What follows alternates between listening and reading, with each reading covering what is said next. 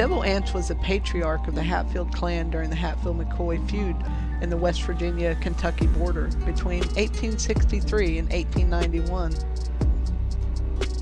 He led the Hatfields of West Virginia while old Randolph McCoy led the McCoys of Kentucky.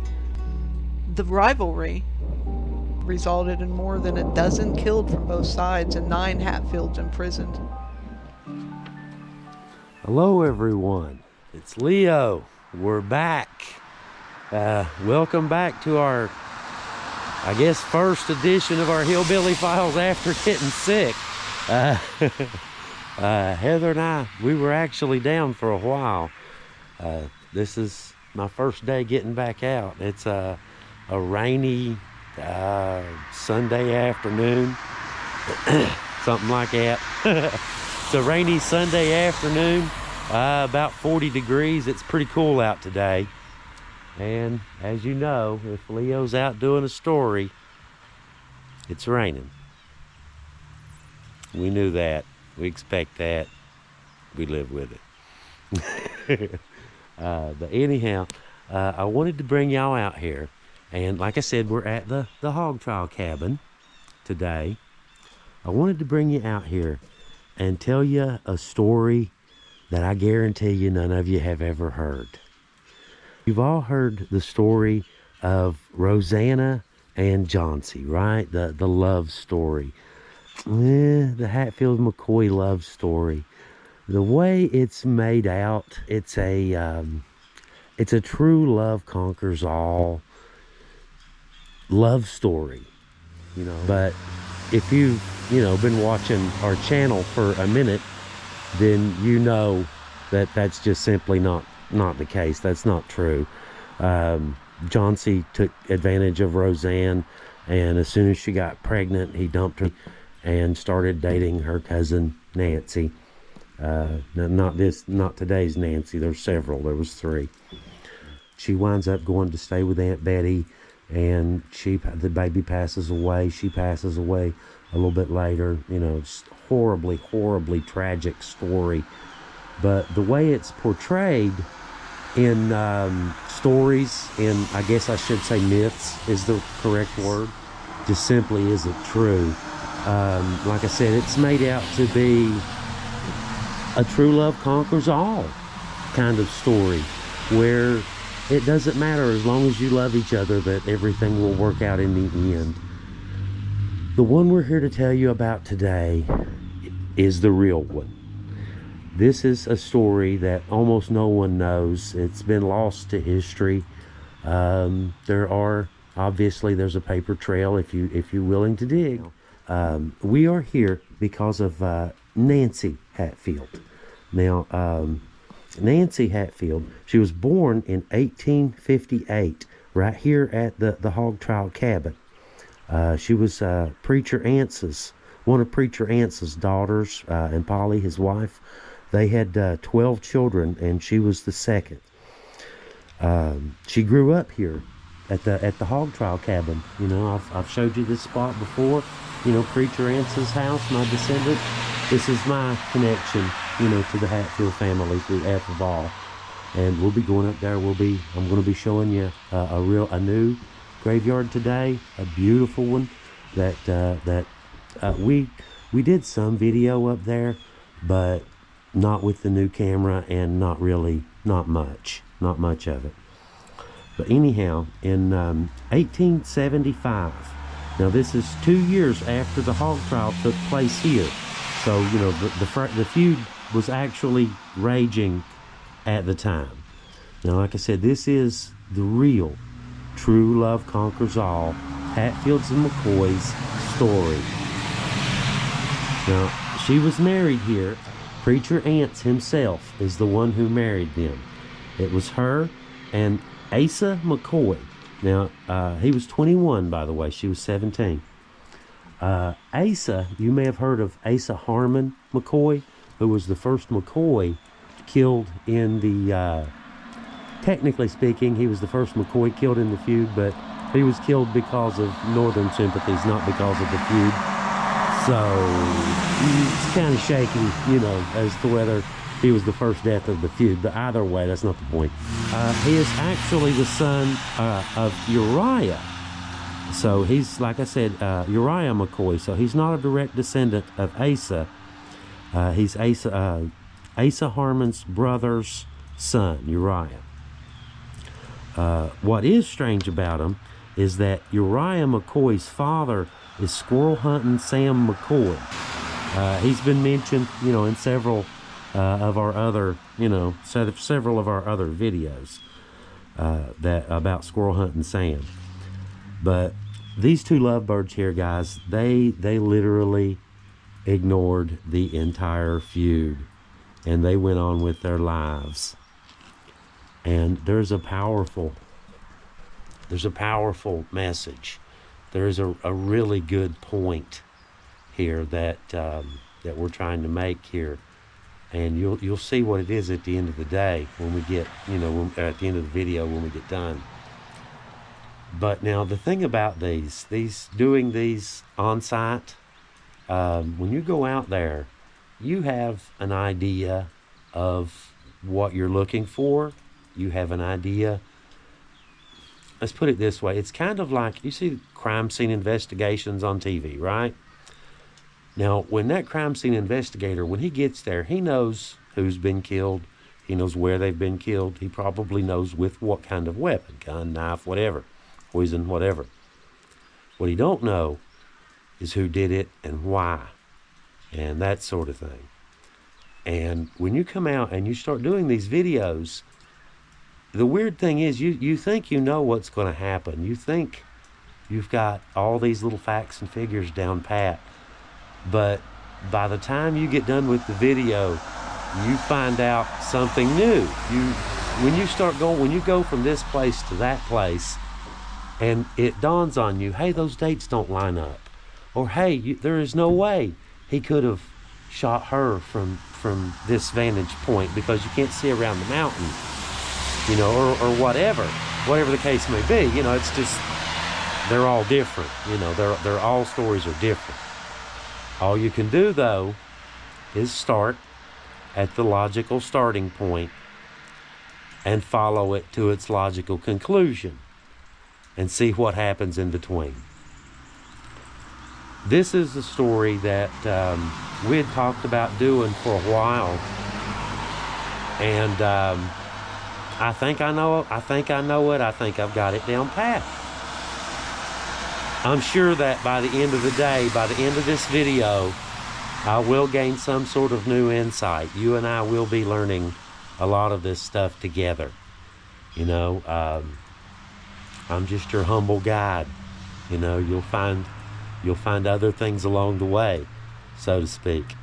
Nancy and Asa, they really do show that love really can conquer all, if it's true love. If it's true love. And, that's kind of strange, that in the midst of all this feud going on. So we're going to be exploring a little bit of that. There's several family members that I want to introduce you guys to. I'm going to head on up. It's a really pretty, let's just show you. It's just right up there on that little hill right there. You go right down here, you go right down the road here, that's Blackberry, and we're in McCoy, Kentucky. That's the beginning of Blackberry, going up that way. And if you turn left, you head back down toward Maitland. We're going to go down and take the very first left. Now, a lot of our trail riders are probably wondering why, why I didn't take y'all up there. If I brought you right here, bring you this close, why I didn't take y'all up there? There is a good reason. The people who own the land, side-by-sides aren't allowed.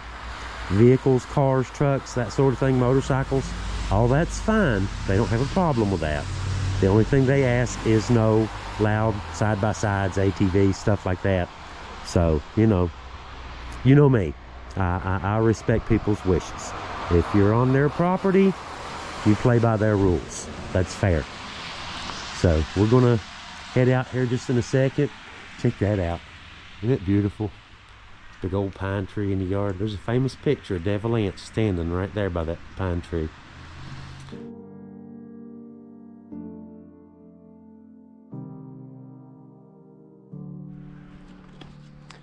this is the Preacher Ants Hatfield, well, Anderson, I should say, Anderson Hatfield Cemetery, but not Devil Ants. This is Preacher Ant. Now, the cabin that we were just at is right through those trees. You can barely see just a little tiny bit of the cabin and the 2 school buses sitting next to it in the parking lot by the post office. But anyhow, this is the family graveyard up here. They used to use oxen to drag carts up here with coffins and stuff for funerals. But I videoed the road coming in to show you just how steep that hill is coming up here. But we are headed back this way, and there's several of them that I want to show you today. Like I said, we're looking for Nancy, we're looking for Asa, we are looking for their children, should be with them, and there's several others that we're going to be looking for as well. Like I said, F of all is up here. The old wash stand is right back up there. I can see the top of it from here. But we're going to show you that. Let me get right here where we can get up the hill a little bit. Now, bear with me, guys. It's wet, muddy, you know, all that good fun stuff as usual. But I don't care. I'm glad to be back out. I'm thrilled to be back out here. Been in the house for a while. I am ready to get back out here. I don't care if it's raining. I'm going to find me a thorn bush and I'm going to go right through it. So, okay, maybe not. But anyway. Now these are some old ones here. There's a handful of them. We are on the lower end here. JM or LM Young, and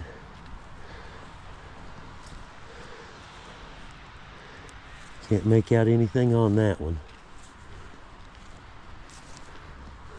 The ones we are headed for should be right up in here.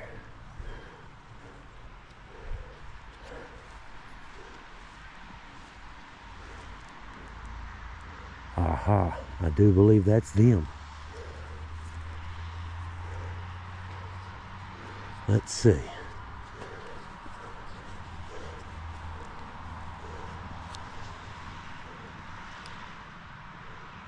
Ethan Hatfield, 1898 to 1901.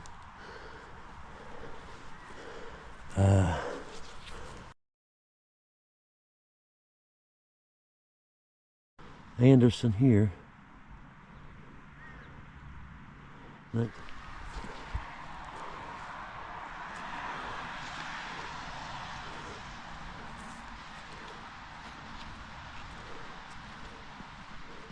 Now this one I saw a picture of, but it was dry. You could make out a little bit of it.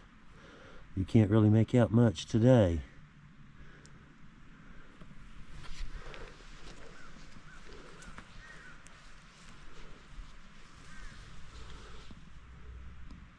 Hatfield.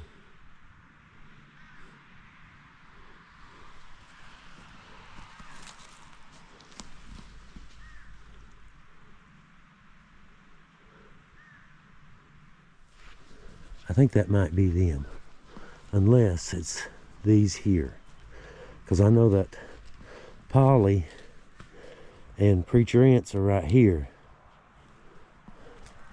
There we go. That's them. That's what I thought. Okay, now, all right. So that one is F of all. What I wanted to show you right here, check this out. Now this is the vanity that I was telling you about. What you would do is you would carve this out of rock. It's hand hewn from rock, and you can see the hole going down, and there's a drain right there. And what you do is you simply stop it up, put your water in there, wash up for dinner, that sort of thing, and then you just pull the plug and let it drain, just like your vanity at home. Works exactly the same, except no running water. But I should read this to you.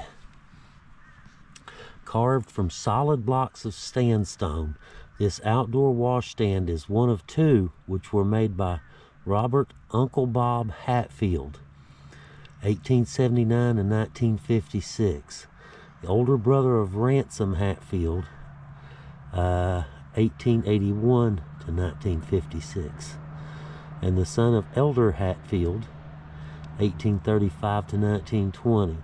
The source of the sandstone was most likely the quarry, which is located on the right side of Hatfield Branch, just west of the Anderson Hatfield home place. Right over through there, by the way. The washstand, shaded by large cedar trees, was situated near the well in front of the yard of the home place. Its principal purpose was as a place for the farm workers to wash up and prepare themselves for dinner, prepared by Mrs. Anderson, Polly Hatfield, and her hired kitchen helpers. Weary travelers passing by were welcome to drink from the well and wash in the cool water at the washstand. And this was placed here in 1998. Now, how cool is that? Huh? But I always thought it was kind of cool. You know, you had devil ants, Hatfield, and you had preacher ants. You know, it's not just the name, guys. It's a way of life. But he was, like I said, he tried to be a peacemaker when he could.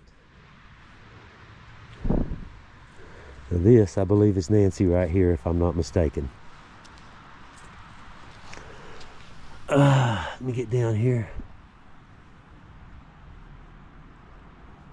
I'm not 100%, but I believe Nancy. Nancy Hatfield. 1858.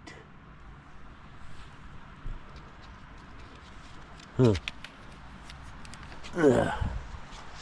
And that would make Asa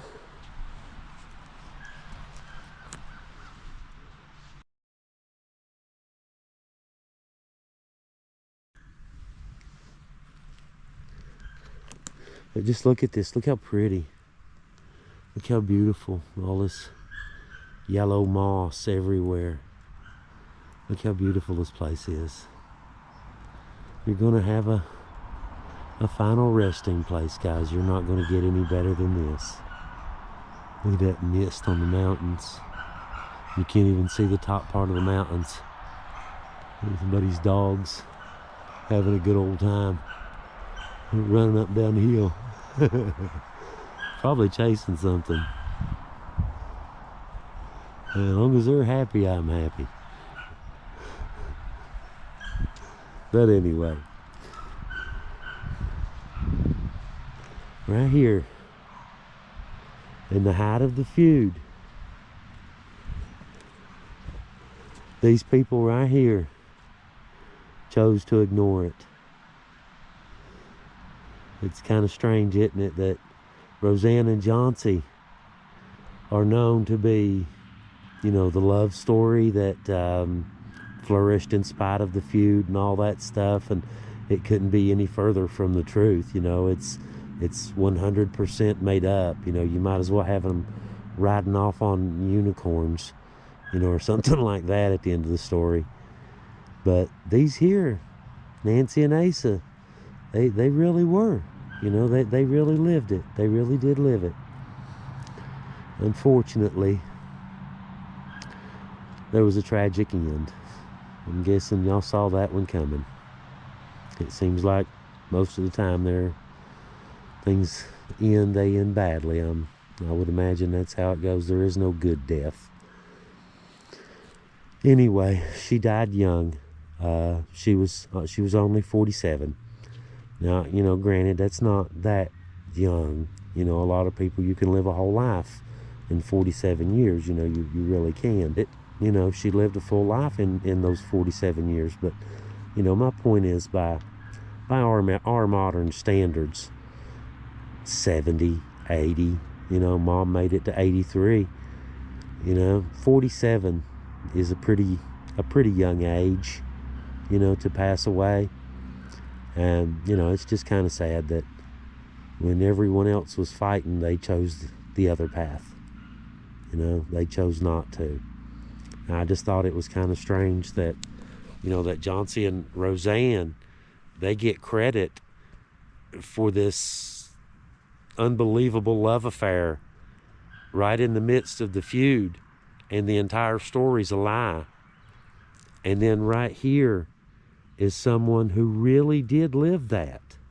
You know, the entire story, the whole 9 yards, you know, the finding love in the middle of the feud, and the true love conquers all, and all of that, you know, all of that stuff. You know, it really did exist. It was just a different person. It was Nancy, not Roseanne. Now, how wild is that? How wild is that? And the moral of the story, guys, like I told you earlier, you know, the little twist, it's kind of ironic that in this one case, true love really did conquer all, you know. They had a great life together.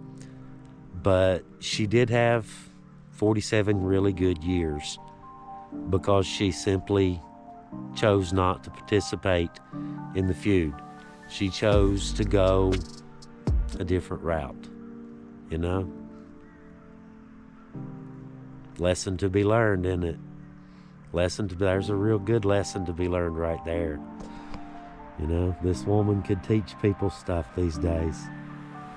You know, you see stuff, you hear things these days, you know, people can't stay together. Imagine what they stayed together through thick and thin, through their families literally killing each other.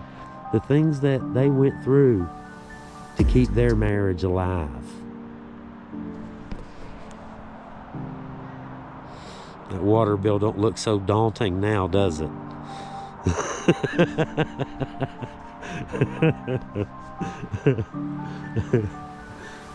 But anyway, like I said, I wanted to bring y'all up here and tell you this little story and show you these sites. I'm gonna go ahead while I'm up here, since I've got the GoPro, I'm gonna go ahead and document the rest of the graveyard since I'm here, and get the rest of the video and all that kind of stuff. But anyway, guys, very much appreciate you guys watching. Thank you for coming out with me today on this rainy old day. Good to get back out here again. Good to have you guys with me. I'm kind of getting used to y'all these days. You know, I'm used to this silly camera in my hand. It's like you've got, I don't know, it's like you got 40,000 friends with you. You know, they're all at your back wishing you on, you know, encouraging you. Appreciate you. Y'all have a good day. Hopefully you're not out in the rain today. Have a good one. We'll see you next time on the Hillbilly Files.